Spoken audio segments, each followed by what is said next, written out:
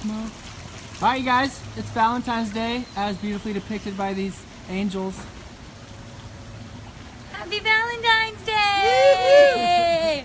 We got a special episode of Lunch with the Doc today with these two lovebirds. Dr. Gary and Lisa Arthur, they've been practicing here in Laguna Beach together for 30 years. They have an amazing story of being doctors and of falling in love. And they're my parents, and they're amazing. So we have lots to learn today. So tell me, did the artist, did he do you guys justice up there? Well, you know, my lips could have been a little different. And I'm not sure I can actually carry her around like that around the house. I don't know. I think he's pretty close. Yeah. Let me see. Can you guys just do a quick rendition of what that looks like? Can you make that? Can you do that? Do that face.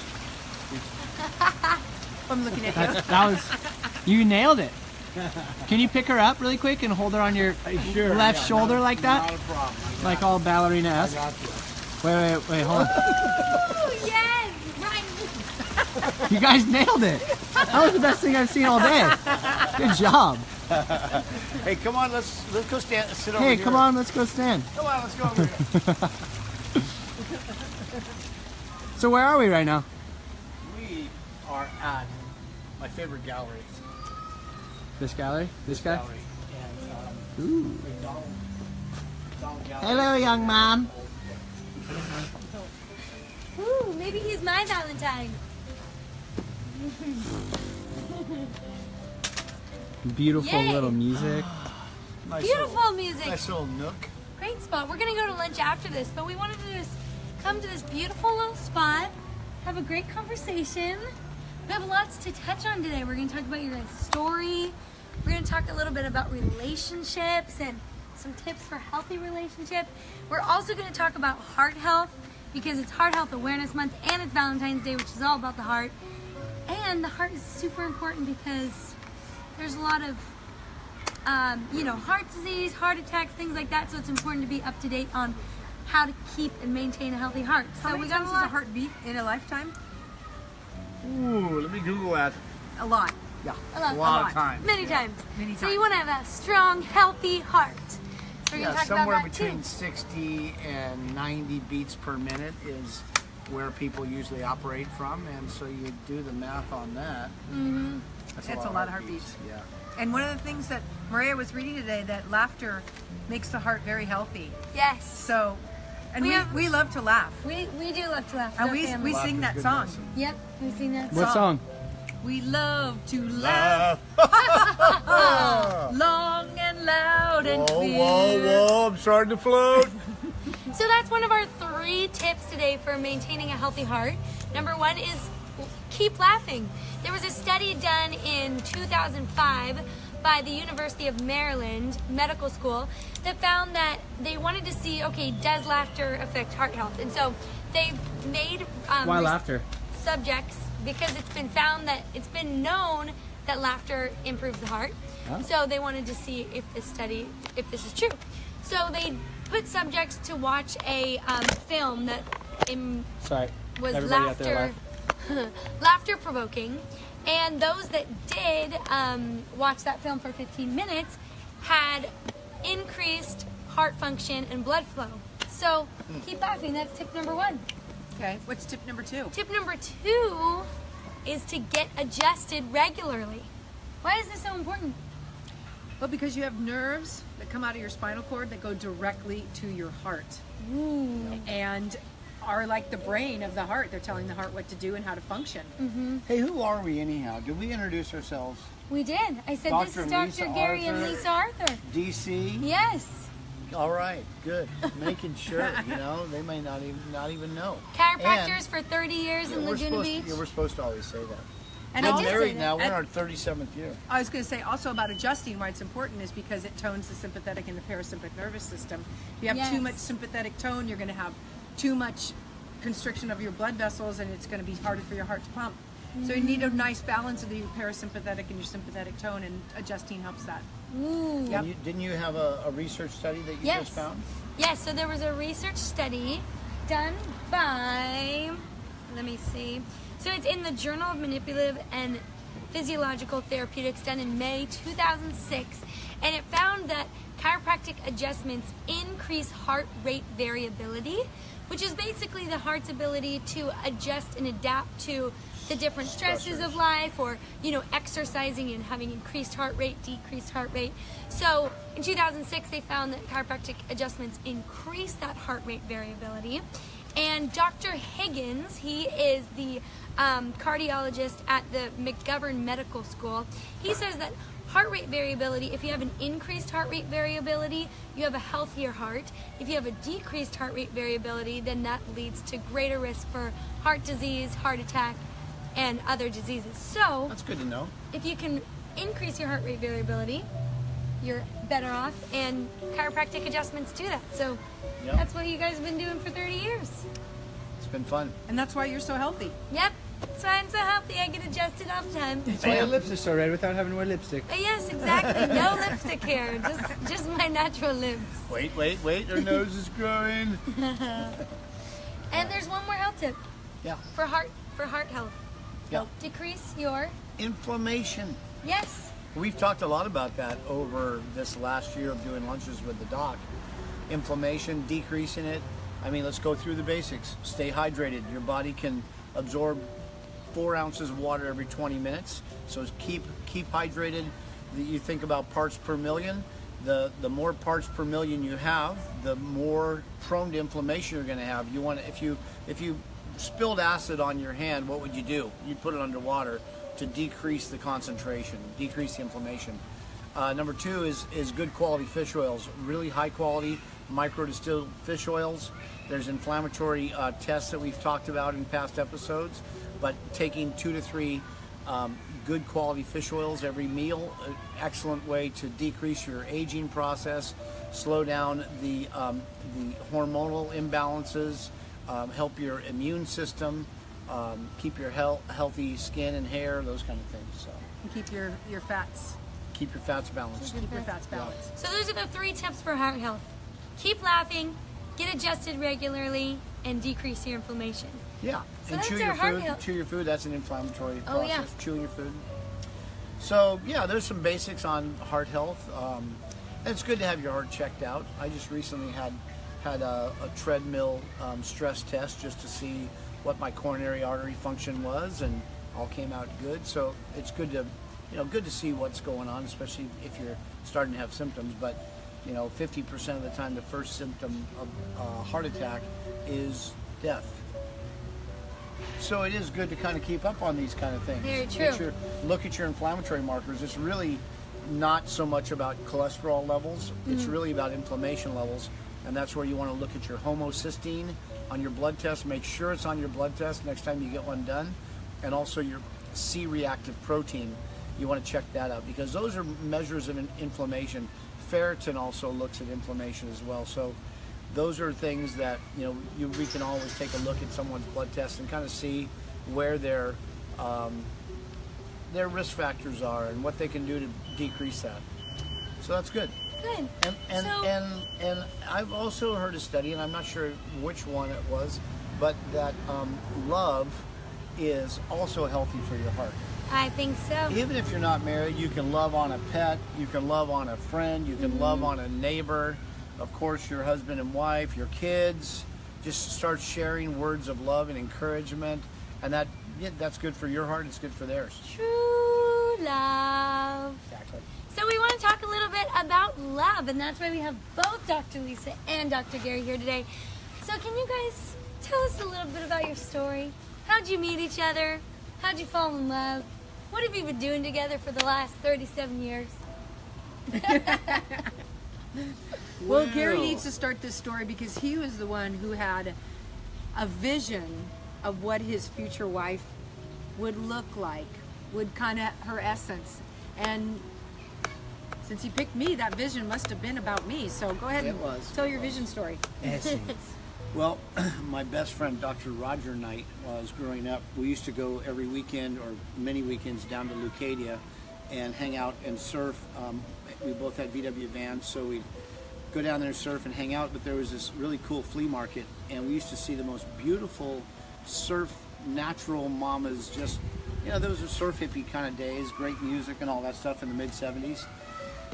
And I remember both of us just going, man, when are we going to meet our women? Wouldn't that be awesome? You know, what's it going to be like? And I was thinking, we were talking as we were driving home, and I said, wouldn't it be great if we could just like get a vision from God of what she's going to look like, just so we know when we actually see her that she's the one? And he goes, yeah, that'd be great, but I don't know how I can do that really while I'm driving. I go, all right, well, maybe I'll give it a try. So I closed my eyes and kind of said a little prayer and just started to drift off. It was such an interesting thing because I got transported to this beach scene, and I saw these kids playing volleyball, high school kids, and there was this one gal who had her back to me, and I saw how strong she was, but I mostly saw how she treated her friends, how kind and loving and fun she was, and she was a good volleyball player too, and she looked good in her bathing suit.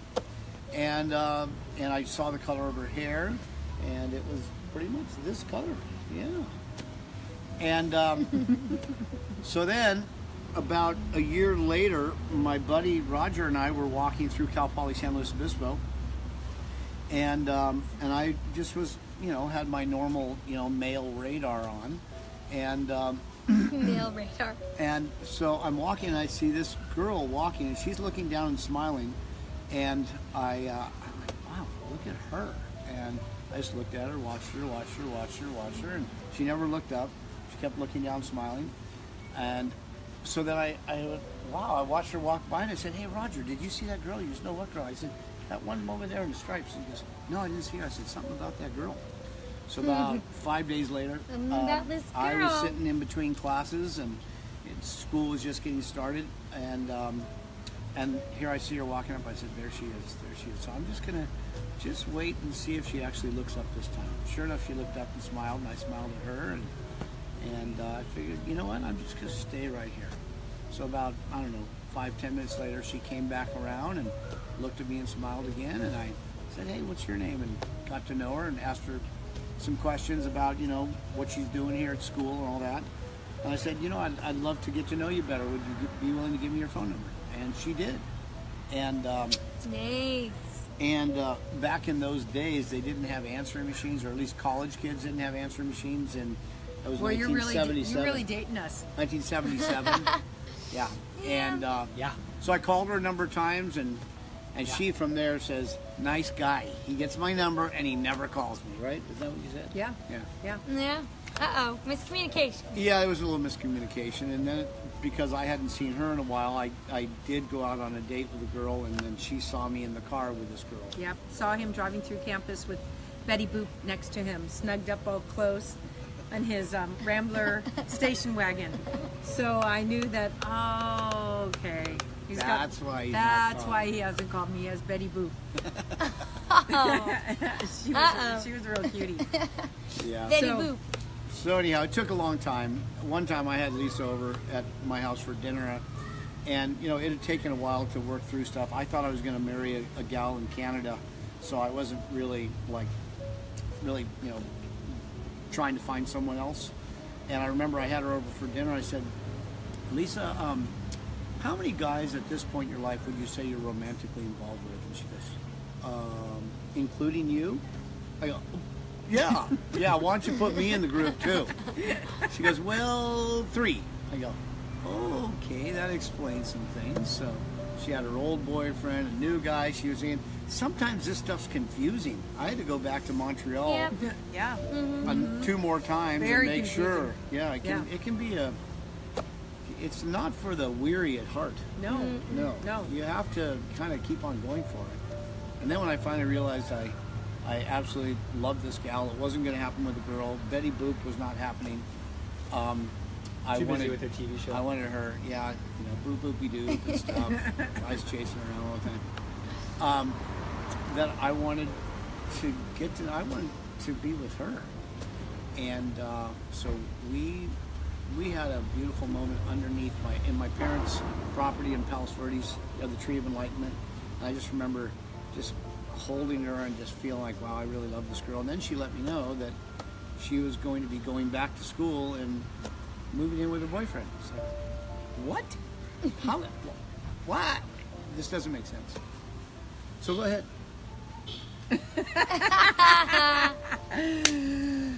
So then, you know, that was a very, it is for the, you know, for not the meek at heart. It's hard to really figure out when you're in your 20s. I feel for all of you that are in your 20s trying to figure out who to be with, because it's hard. And so I was dating another guy, and I was dating Gary, and I had to go away to Europe to figure it out. And that was a good choice, because when I was in Europe, I really figured out, I was able to put things in perspective, and I knew I wanted to be with somebody that was joyous and happy and had a real zest for life, and that's why I picked Dr. G, because that's what he's got. I'm glad she He did. definitely does. I wrote her about every couple days, love letters from, you know, wherever she was going. I'd write her letters here and there, so. Oh. We still have them in a box. We do.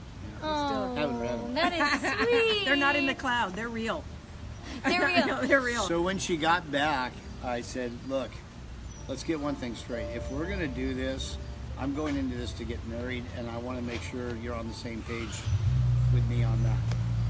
She goes, yes, I am. I said, okay, all right. So it took us a while. We had to weather through parents that definitely didn't necessarily understand or think that it was the best choice for her. My parents loved her, but I wasn't quite the Newport Beach penny loafer button-down collar guy. But you are now. Look at you and your button-down Hey, collar. this isn't button-down. This is button-down. There you go. I'm not wearing penny loafers. What are okay? those? What are those? Ugg boots. My wife got me. Boom. So, yeah, it took a while, but we weathered it, and you know, we were thinking about what is it that helps to have relationships work. We have so many great friends, so many great couples in this town. Any of the couples that we know in this town that have weathered through the storms and the ups and downs could be sitting here telling their story and telling what they think are some of the keys to having a good relationship. But we thought about what are some of the things you think of, Lise, when you think about tools that we've gotten or things that have helped us communicate better wisdom. or get through challenging times? Well, one of the things that Gary and I have done recently in the last year is we've mentored couples that are getting married. And we've picked a couple good books. And one of the books is The 5 Love Languages. And so it's a very simple tool for couples that have been married a long time, couples that are getting married, to read that book or even just Google The 5 Love Languages, because they're really very simple. And the 5 love languages are, each one of us feel loved in certain ways.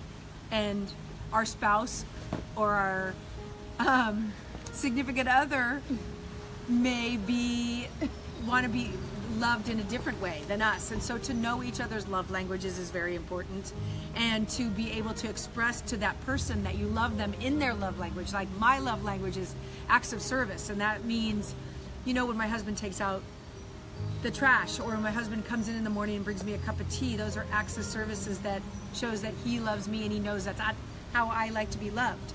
Some people like physical touch. You like that? Acts of service? Yeah. Oh, ding, ding, ding, ding.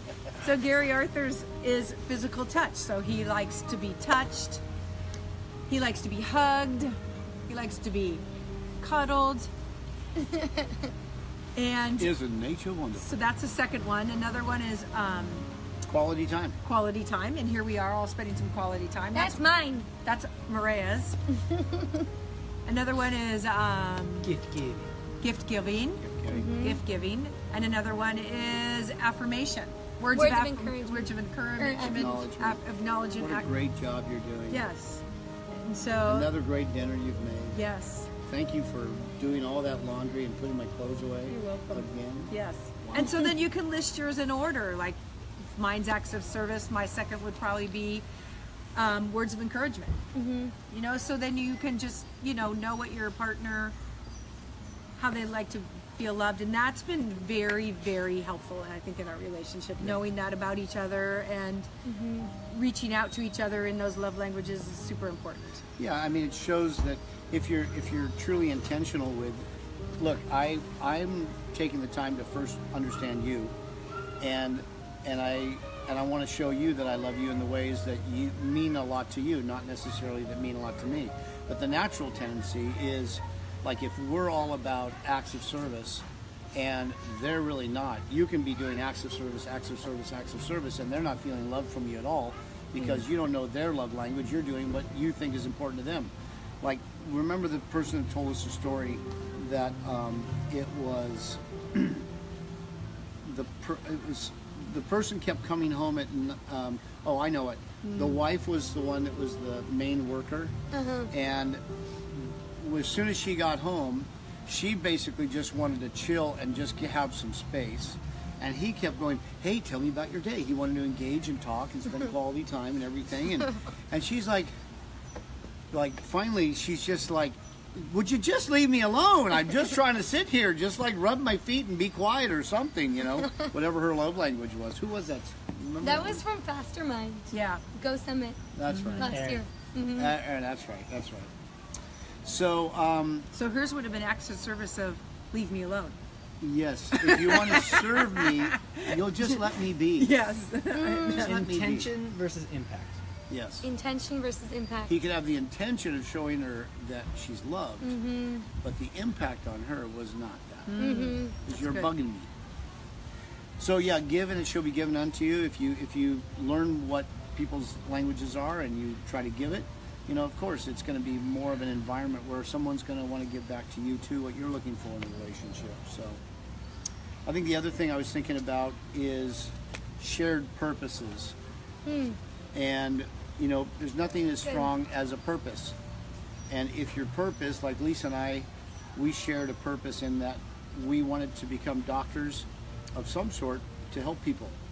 And so that was neat because we had that shared purpose. We were able to study together, go through our undergraduate together, go through chiropractic school. We were on our way to naturopathic college, and we were accepted, but we found out that naturopaths couldn't be licensed in California. So we want to live in California, so we decided to do our own brand of naturopathic medicine as a chiropractic doctor, which we could do, and be able to do chiropractic care as well. So shared purpose. I wanted to talk about patterns and reflexes. Now this is a reflex hammer, and everyone's seen this used. Here, why don't you keep your foot? Can you see that, right? Okay.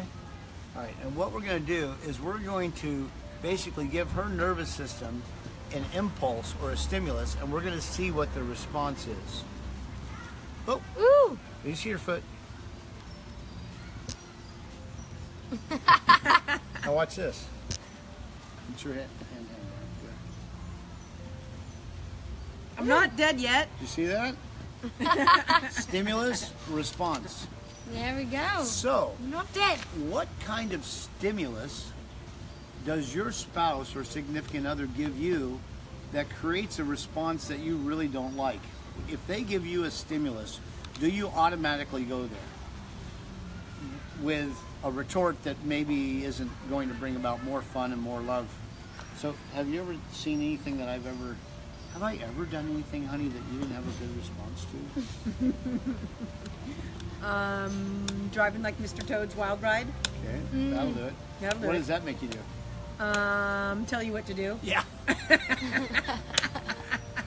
Yep. Boy, she's a driving coach like no other. There'll be certain times where she'll give me a little bit of a condescending tone, kind of like rough grit sandpaper instead of like a little fine. And I don't usually respond well to that. If I'm being told that you've done something wrong, blah, blah, blah, whatever it is, that was a bad impersonation. But it's just how it feels.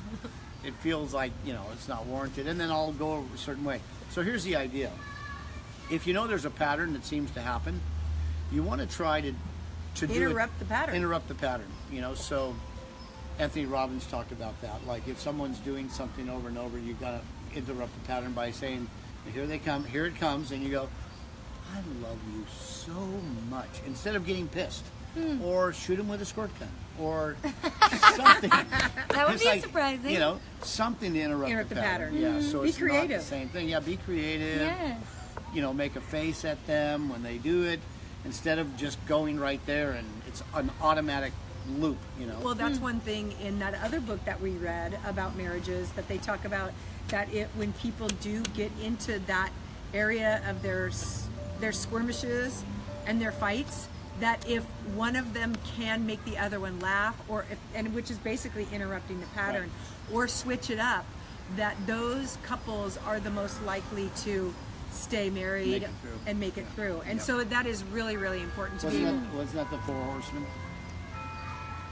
Yeah, but I can't remember what the name of that book is. Okay. And it was just talked about, you know, couples, the way that they fight and they spar, that this researcher can pretty much predict who's going to stay married and who's going to split up. And so that is so important to be able to fight fun, fight clean, fight creatively, and get out of it quickly.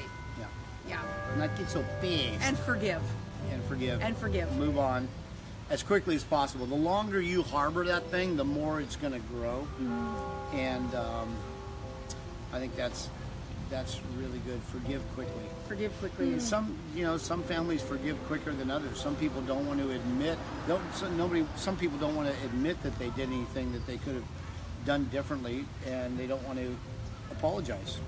And I mean, it's definitely easier to forgive when someone apologizes, but even if they don't, maybe we need to step into forgiving them even before they ask for forgiveness. Yep. Yeah, it's good. It's good. Couple other things, and we're going to say goodbye because we're going to go have some lunch. Well, we'll walk with them over to Mulan. Yeah, we were on our way to Mulan. Went to sit down there, and it was real busy. Everybody was there for lunch, so we decided to come over. It was more quiet. Another thing is, rekindling some of the things when you get into paradigms with people. Sometimes you keep on looking at a person in a certain way, and so rekindling. What is it about that person that I fell in love with them for in the first place? And so having date nights and getting away for the weekends with each other. There's other processes. I got one. Yeah. Before you get married, keep your eyes wide open, and after you get married, keep them halfway shut. Yep. Sherry just said she loves you guys. Oh. All right, Sherry. So, and that's true. I mean, like you were saying, to rekindle and to remember what you married that person for and you do have to go back to that many times, because sometimes, you look back on that passion and that fire that you had and those common passions that you had together, and starting a family and starting a life together. And sometimes you finish those goals that you set out when you first got married, and so you have to create new ones. Yeah. And new goals and new reasons to be together, and fun things that you can do together. Yeah, making a list of what are the personality traits that I think are so great about this person. Just sitting down. You can put those other ones over there that you don't really like that much. You can stick those on a list over there. But what are the things that really are great about this person? What are the good things that other people say about this person? And focus on those. Yeah, focus on those. Saul Guzman says hello from Oaxaca. Yeah, Saul. So as we walk over to Milan, I want to hear a little bit about just what it's been like to be doctors together at Health and Balance for the last 30 years. You guys talked about, similar passion and having that. So we'll just kind of close as we walk over to Mulan with you guys talking a little bit about that. You guys have given us such great wisdom. All right. I love it. So, if you ever have some time and you want to come eat a lunch to go, look at this place. It's so amazing. It's beautiful here. Lovely. So, tell us, what is it like being doctors together? Well, we figured it out. Look, somebody left their trash. Wow. I'm going to pick that up.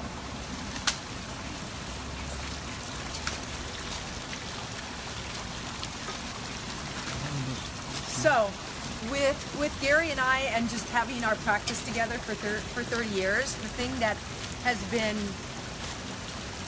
so wonderful is that we've been able to continue our learning together. And so you talk about when you have goals that are the same. Yeah. We've been able to go to seminars and share that, always share that that love and joy of learning, and being able to meet new people and new doctors and travel around and see what they're up to, and that has been so fun to see you share that passion for learning. That's really fun because you get to bounce ideas off of each other, learn from what one another have done, and Well, we talk about cases together too. Like she'll figure out someone's immune system problem or allergy problem, and tell me how she did it. It's like, oh wow, I wouldn't have thought of it that way, and I'll have some result with someone, and it's really been a lot of fun to, think things through and have another mind to bounce ideas off of, and what else should we be looking for to help this person get well. Yep. So that's been fun. It's been great. So I think, like Sherry and Preston, they golf. And they talk golf.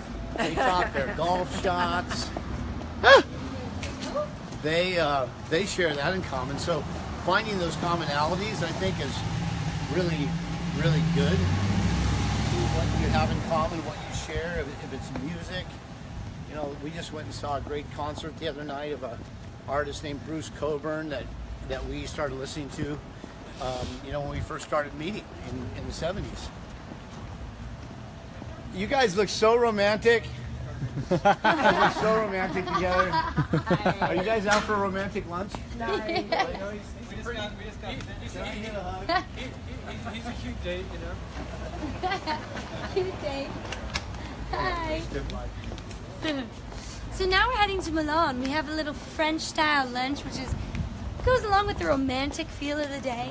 This is such a fun little spot down here on Forest Ave. You got the red umbrellas, lots of people. So we're gonna go eat some lunch. So happy Valentine's. Thank you for joining us. Yes. Happy Valentine's Day. We hope you learned some good info. These two are amazing.